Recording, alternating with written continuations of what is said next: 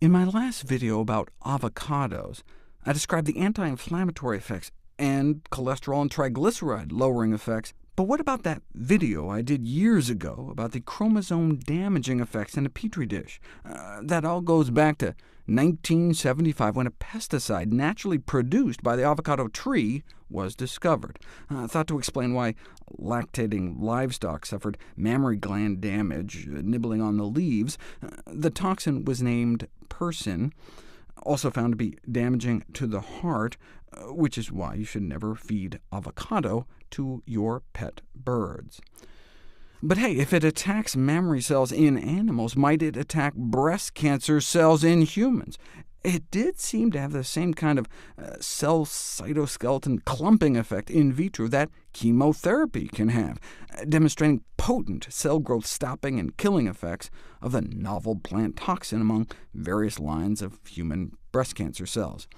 So they're thinking about how it might one day be used as chemo itself.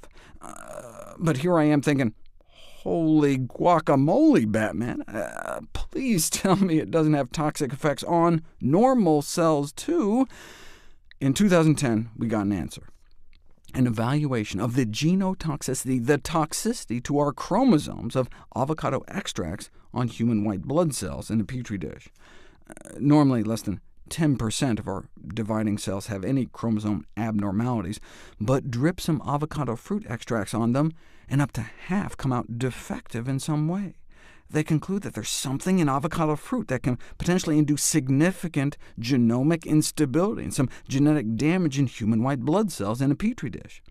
If the same effect occurs in actual people, it could, for example, result in transforming cells into cancer. That's a big if, though. These were blood cells. You don't inject guac into the vein. For anything to get into our bloodstream, it first has to survive our stomach acid, get absorbed through our intestines, and then sneak past our liver's detoxification enzymes. And indeed, a person may be affected, changed by acidic conditions. And so, given all the differences between what happens in a Petri dish and a person, it's essential to carry out further studies before making a final remark about its toxicity. OK, but what do you do before these studies come out? I was concerned enough I provisionally moved it from a stuff-your-face green light food to a moderate-your-intake yellow light food until we knew more, to err on the side of caution. Even if persin was utterly destroyed by stomach acid, what about oral cancer? At high enough concentrations, avocado extract can harm the growth of the kinds of cells that line our mouths. Yeah, but this is in a Petri dish, where the avocado is coming in direct contact with the cells. But that's kind of what happens in your mouth when you eat it. But it harms oral cancer cells even more. Here's a bunch of oral cancer cells. Those red dots are the mitochondria, the power plants of the cells fueling cancer growth, extinguished by the avocado extract. But since it does this more to cancerous than normal cells, they end up concluding avocados may end up preventing cancer. What about the esophagus, which lies between the mouth and the stomach? They similarly found that an avocado fruit extract appeared to inhibit cancer cell growth more than normal cell growth when it came to colon cancer cells or esophageal cancer cells. But rather than comparing the effects to normal colon and esophagus cells, they compared to a type of blood cell, which again has limited relevance in a Petri dish study of something you eat.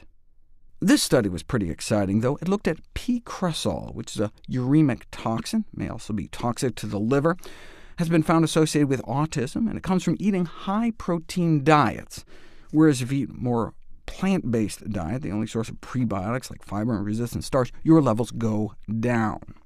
See, fermentation of carbohydrates in the colon, like fiber, is considered beneficial, whereas fermentation of protein, which is called putrefaction, is considered detrimental. So you switch people to a high-protein diet, and within days, the excess protein putrefying in their gut leads to an increase in ammonia as well as P. cresol, in fact, a doubling of levels within a week.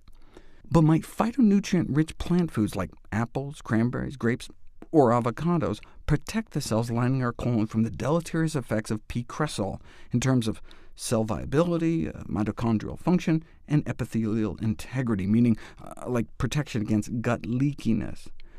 Here's that data on barrier function integrity damaged by P-cresol, but rescued by all the cranberry, avocado, grape, and apple extracts, though mitochondrial function was only improved by the cranberries and avocados, and they're also the only ones that appeared to prevent the deleterious effect of P-cresol on colon cell viability.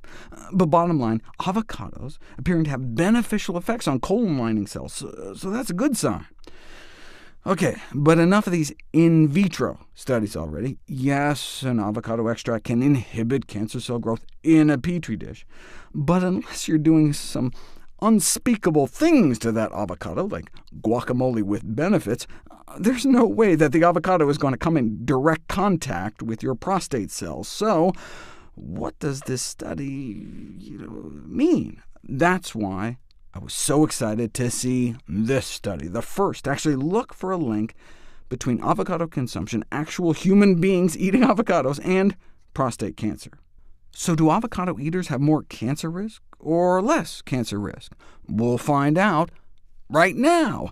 Men who ate the most avocado, more than about a third of an avocado a day, reduced their risk of prostate cancer. In fact, less than half the odds.